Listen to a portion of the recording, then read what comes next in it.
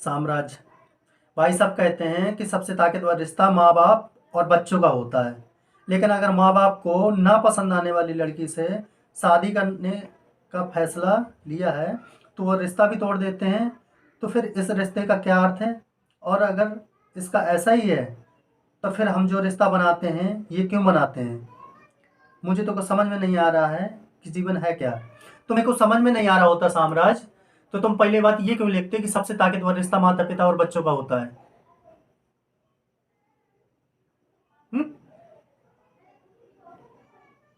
तुम्हारा सारा सवाल तो इसी मान्यता पर आधारित है ना। तुमने इतना तो समझ ही लिया है कि लोग जो बोलते हैं वो ठीक ही बोलते हैं, या कम से कम आंशिक रूप से ठीक है, कि सबसे ताकतवर रिश्ता माता पिता और बच्चों का होता है।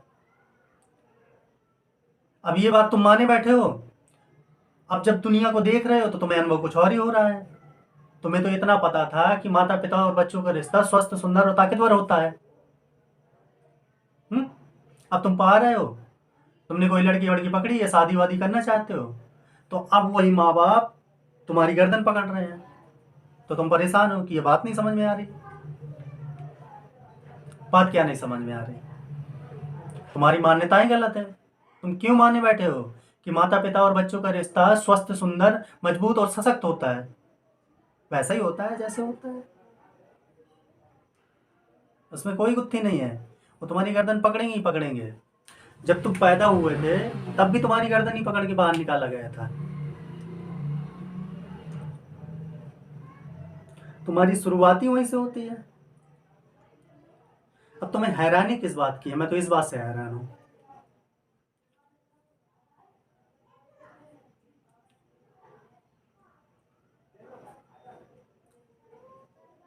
हम्म? एक गड्ढा है, यूं ही गड्ढा है, बहुत सारे गड्ढे होते हैं।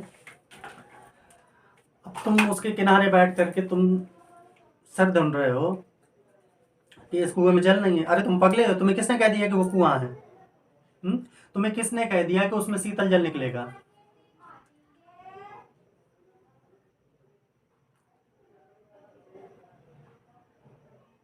तुम्हारी तकलीफ ये है कि तुम माने बैठे हो कि इन गड्ढों में शीतल जल होता है। अरे नहीं होता भाई। और ऐसा नहीं कि तुम्हारे ही गड्ढे में नहीं है, किसी के गड्ढे में नहीं होता। हाँ, संयोग बस कुछ लोगों को ये जांचने की जरूरत नहीं पड़ती कि इन गड्ढों में जल होता है कि नहीं होता।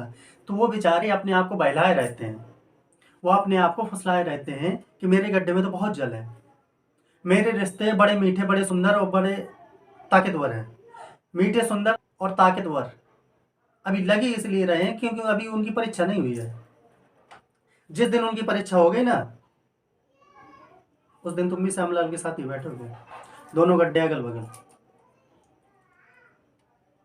और दोनों कह रहे हैं कि मेरे कुएं में जल नहीं है।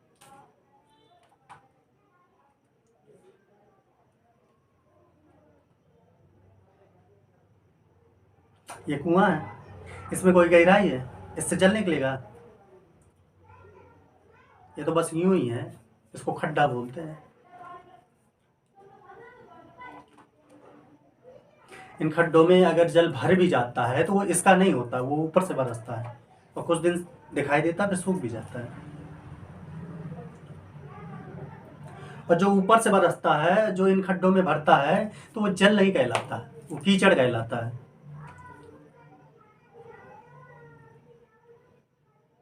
हम्म? और कुएं में जो जल भरता है तो वो ऊपर से नहीं आता, वो अंदर से आता है।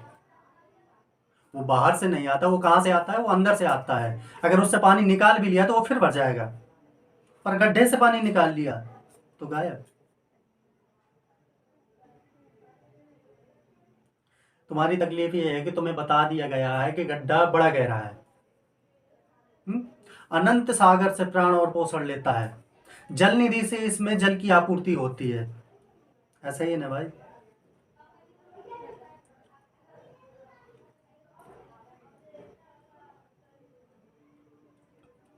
माँ बाप और बच्चे हैं क्या? माँ बाप और बच्चे हैं? लड़का लड़की 15 साल के हुए नहीं कि माँ बाप बन सकते हैं, तो उनमें बहुत अकल आ जाएगी। हम्म? फिर जब वो बच्चा पैदा हो तो फिर उसे बताओ कि ये देवी देवता हैं, हमने पैदा किया है। अरे ये उस देवी ने नहीं पैदा किया है, वो तो पैदा ऐसे हो गया है कि देवी जी बहकी हुई थी और देवता जी ठरके हुए थे। पर ये बात किसी ने अपने बच्चे को नहीं बताई होगी कि तू हमारी भूल का परिणाम है। हुँ? हम चाहते तो यही थे कि तू पैदा ना हो, पर साला पता ही तीसरे चौथे महीने में चला, तब तक बहुत देर हो चुकी थी। तुम्हें क्या लगता है दुनिया की 95% आबादी परमात्मा से की गई प्रार्थनाओं का नतीजा है? वो सब हवस की एक क्षण की पैदाइश है। 20 में से 19 लोगों को तो बाद में पता चलता है, जब देवी जी जाकर के देवता जी के कान में बताती हैं, अरे सुनिए जी, 2 महीना हो गए, अभी कुछ हुआ नहीं। और देवता जी बिल्कुल हक्के बक्के में। अब देवता देवता जी भी कह रहे हैं, सामाजिक मान्यता के प्रश्न है, सम्मान वगैरह की बात है। अब आता है तो आएंगे दो, आ ही जाए ससुराल। जो बाकी 5% होते हैं वो आयोजित होते हैं, वो ऐसे आयोजित होते हैं कि लड़के की चाय है तो चलो फलाने तरीके का आसन लगा कर करते हैं, उससे लड़का पैदा होता है।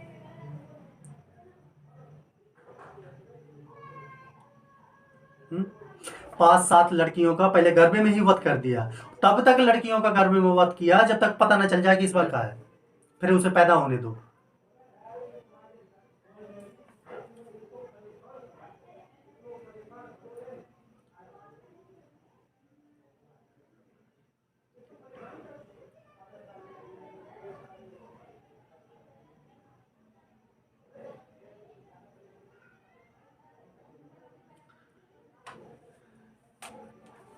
जानते हो, एक बहुत भयानक और विचित्र अनुपात में जो घर का आखिरी बच्चा होगा वो लड़का होना तय होता है। जिस घर में 5-7 बच्चे हों उस घर में जा करके यूं एक सर्वेक्षण कर लेना, तुम पाओगे कि बहुत ज़्यादा ऐसा हो रहा है कि जो आखिरी बच्चा है वो लड़का है। ये क्या चमत्कार हो रहा है? तुमने कभी सोचा नहीं कि ऐसा कैसे हो रहा है कि जो आखिरी बच्चा है वो लड़का निकल रहा है? कायदे से तो दोनों बराबर होने चाहिए ना, 50-50। भाई लड़का लड़की की पैदा होने की संभावना बराबर होती है, 1/2 1/2। पर ऐसा कैसे हो रहा है कि जो आखिरी बच्चा है वो 2/3 या 3/4 लड़का होता है? हम्म? कभी नहीं सोचा? वो ऐसे हो रहा है कि पूरी कोशिश करी गई थी कि लड़की आए ना, पर पूरी कोशिशों के बाद भी वो जिद्दी आ जाती है, हट ये मान नहीं रही, पैदा हो गई। और जब वो पैदा हो गई तो उसे सिखाया जा रहा है कि माँ देवी है बाप देवता है, और उसे ये कभी नहीं बताया जा रहा है कि मिल करके हम तेरा कत्ल कर देना चाहते थे पर कर नहीं पाए। और ना लड़के को कभी ये बताया जा रहा है कि तू 5 लड़कियों के कत्ले के बाद पैदा हुआ है, और ना कभी ये बताया जा रहा है कि उन लड़कियों का कत्ल इसलिए किया ताकि हमें दहेज का लालच था। क्योंकि 3-4 लड़कियां पहले पैदा हो गई थी तो पता था कि घर से बाहर जाएगा मामला, धन धन वगैरह तो कुछ आना भी चाहिए, तो इसलिए हवस थी लड़के की।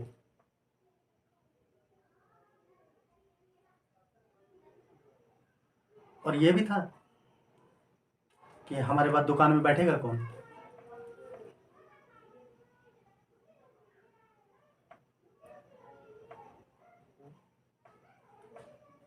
तुम हो कहाँ बेटा भैया?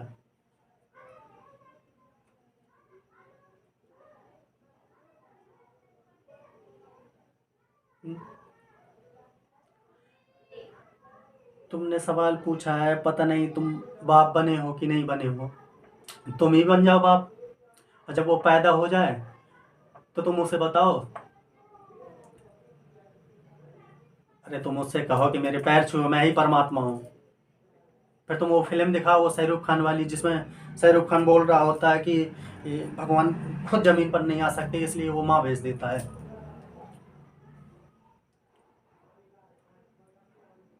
फिर तुम कहो हाँ हाँ ये महावाक्य। बिरले होते हैं वो माँ बाप जो वास्तव में माँ बाप कहलाने के योग्य होते हैं। हम्म? असली माँ बाप वो हैं जो दे ना दे, अपने बच्चे को ये भी समझा दे कि दे नहीं हो। आपने एक बच्चा पैदा कर दिया, आपने दे पैदा कर दी और दिन रात तुम उसमें दे भाव ही भरे जा रहे हो। असली माँ बाप वो हैं जो दे दें और दे भाव से मुक्ति भी दे। ऐसे माँ बाप तो करोड़ों में एक होते हैं। पर उस माँ बाप और बच्चों के बीच जो रिश्ता होता है वो देवी होता है, वो प्रेमपूर्ण रिश्ता कहलाता है। वो माँ बाप असली माँ बाप है और उनका बच्चा असली बच्चा है। बाकी तो सब मामला नकली है। जो असली माँ बाप होंगे तो फिर वो कहेंगे कि हमें फ़र्क नहीं पड़ रहा है कि तुम किससे शादी करोगे किससे नहीं करोगे। वो सीधा कहेंगे हमने शारीरिक रूप से एक स्वस्थ बच्चा पैदा किया है और मानसिक रूप से भी स्वस्थ बना दिया है। अब वो अपनी ज़िंदगी की निर्णय लेने में सक्षम है, काबिल है। अगर हमें ही तय करना पड़ रहा है कि वो किससे शादी करेगा किससे नहीं करेगा, तो फिर हमने एक अपाहिज पैदा कर दिया।